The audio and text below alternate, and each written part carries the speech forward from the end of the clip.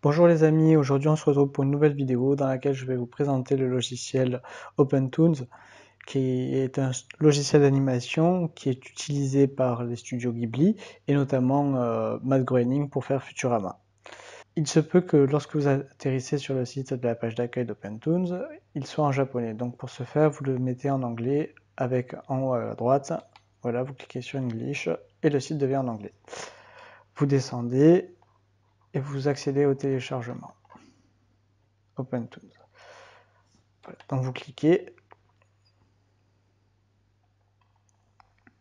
vous descendez tout en bas et parce que vous descendez tout en bas et vous avez ce qu'on appelle le CLUF, le contrat d'acceptation.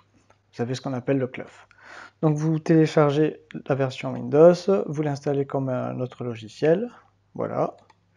Et maintenant, on se retrouve sur le logiciel. Après installation, lorsque vous lancez OpenToonz, vous avez une boîte de dialogue qui apparaît qui correspond en fait à votre projet. Ce sera tous les paramètres de votre projet, notamment le nom de la scène, la localisation de sauvegarde, la taille de la caméra, la résolution et bien entendu le nombre de framerate qui est ici. Donc, on ferme la boîte de dialogue. Alors, l'interface n'est pas comme celle-ci lorsque vous démarrez le logiciel. Pour la personnaliser, vous allez dans Windows et vous sélectionnez la fenêtre que vous souhaitez ajouter. Par exemple, vous souhaitez ajouter Studio Palette, elle est drag and drop, la fenêtre, et vous pouvez la mettre là où vous le souhaitez. Donc pour ce faire, vous la glissez, vous voyez des barres rouges qui apparaissent, ça correspond en fait à l'endroit où va être localisée la boîte de dialogue, la fenêtre donc.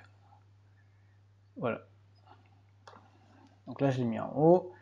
Si je veux la fermer, je clique ici. Si je veux en rajouter une autre, voilà, je reviens dessus, donc palette.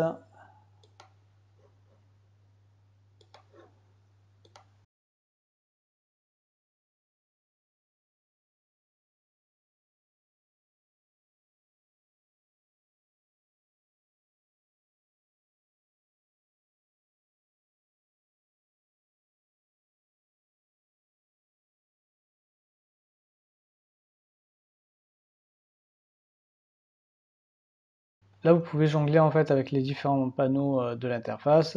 À noter une chose, c'est que lorsque vous quittez l'application, l'application récupère la mise en forme de l'interface, ce qui fait que si vous avez enlevé des panneaux ou rajouté des panneaux, ils seront à nouveau à l'endroit où c'est qu'ils ont été disposés.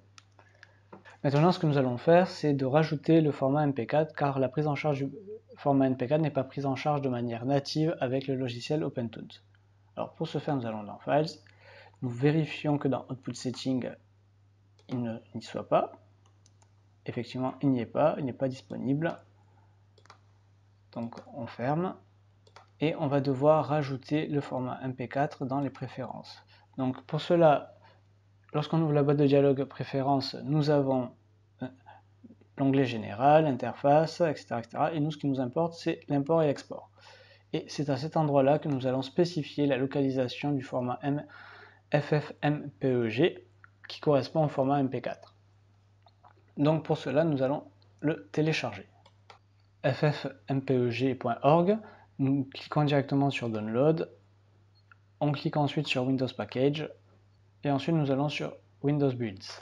Nous sélectionnons la version stable, qui date du 24 août, et nous sélectionnons également l'architecture qui correspond à notre système d'exploitation, et bien entendu en lien statique. Voilà, donc on la télécharge.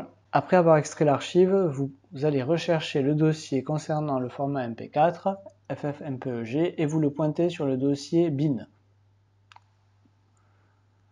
Une fois fini, vous fermez l'application et vous la redémarrez. Après avoir redémarré l'application, vous retournez dans Output Setting et vous pouvez constater que dans le format de fichier, vous avez le format MP4 qui est disponible. J'espère que vous avez aimé cette vidéo, on se retrouve pour une prochaine vidéo. Pensez à vous abonner et à liker si ce n'est déjà fait. Laissez-moi des commentaires si vous avez des questions. Partagez également sur les réseaux sociaux et je vous dis pour une prochaine vidéo. Ciao ciao.